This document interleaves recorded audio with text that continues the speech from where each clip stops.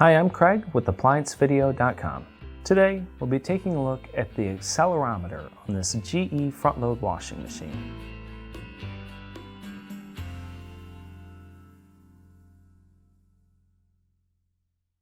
Stop. Before beginning any repair, always be sure to disconnect the power to the appliance. It is also recommended to test the outlet for the proper voltage. Remember to also turn off the water. The main reason why you'd be replacing your accelerometer on this unit would be if the unit is not spinning or agitating, and it may be throwing an accelerometer error code. Now, click on the link below to view this repair video.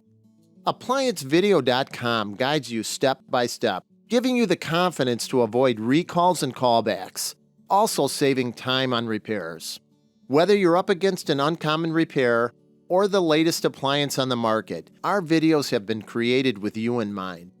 Our growing library of videos have been produced using our factory-certified technicians who have extensive infield experience over the past 30 years.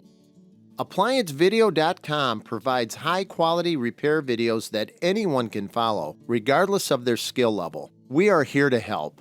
Click on the link below to view this repair video and let us help you do it right the first time.